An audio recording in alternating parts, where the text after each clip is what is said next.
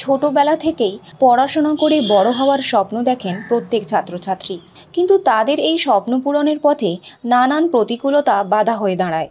নিম্ন মধ্যবিত্ত বা গরিব পরিবারের ছেলে মেয়েদের কাছে উচ্চশিক্ষা বর্তমান সময় অনেকটাই কষ্টসাধ্য, যার অন্যতম কারণ উচ্চশিক্ষা অনেকটাই ব্যয়বহুল। ফলে ছোট থেকে ডাক্তার, ইঞ্জিনিয়ার বা আইনজীবী হওয়ার স্বপ্ন দেখলেও সেই স্বপ্ন অনেকের কাছে স্বপ্ন থেকে যায়, বাস্তবে রূপ পায় না।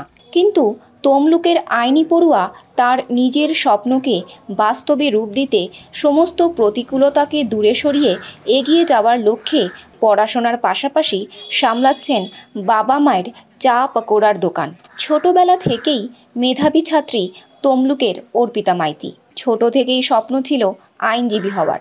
তমলুক শহরের স্বনামধন্য রাজকুমারী শান্তনাময়ী স্কুল থেকে ৭৫% নম্বর পেয়ে উচ্চ মাধ্যমিক পাশ করেন। উচ্চ মাধ্যমিক পাশ করার পরেই নিজের স্বপ্নের কথা বাবা মাকে বলেন। কিন্তু নিম্ন মধ্যবিত্ত পরিবারে আইনের পড়াশোনার চালিয়ে যাওয়ার খরচ অনেকটাই। পরিবারের আয় বলতে চা পকোড়ার ছোট্ট দোকান। তবুও অর্পিতার আইনজীবী হওয়ার স্বপ্নে বাধা পড়তে দেননি তার বাবা মা। ওকে তো করতেই হবে, আমাদের পাশে দাঁড়িয়ে থেকে করতে হবে। কেন, আমার তো একটি মেয়ে, আর বয়স হচ্ছে, ওকে ওই দিকে ওই আসে আমার সঙ্গে হেল্প করে দিচ্ছে। না আসলে আমি খুব কষ্ট পাই আর কি, একা সামলাতে পারি না আর কি। পড়াশোনা সন্ধ্যেবেলা করে, তো সকালে উঠে কলেজ চলে যায়, তো সন্ধ্যেবেলা কলেজ থেকে এখানে চলে এসে খুব ভালো লাগে। আমার মেয়ে আমার পাশে সময় দিচ্ছে, আমি খুব ভালো, আমার খুব ভালো লাগে যে আমার মেয়ে আমার পাশে আছে, এরকমই থেকে করতে পারছে, আমি খুব গর্বিত। ল কলেজ ভর্তি হয় অর্পিতা। এরপর শুরু হয় আসল লড়াই। এই লড়াই ১০০০ টাকা জোগাড় করতে নিজেও সামিল হন অর্পিতা।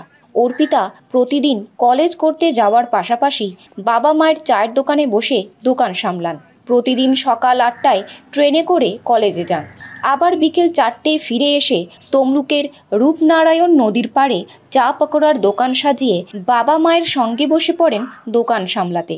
রাতে দোকান গুছিয়ে বাড়ি ফিরে পড়তে বসা। নিজের স্বপ্ন পূরণের লক্ষ্যে প্রতিদিন এই রুটিন ফলো করছেন অর্পিতা। বর্তমানে স্টুডেন্ট ক্রেডিট কার্ড থেকে প্রায় ২ লক্ষ টাকার বেশি ব্যাংক লোন নেওয়া হয়েছে। একদিকে পড়াশোনার চাপ, অন্যদিকে মাথার ওপর ব্যাংক লোনের বোঝা।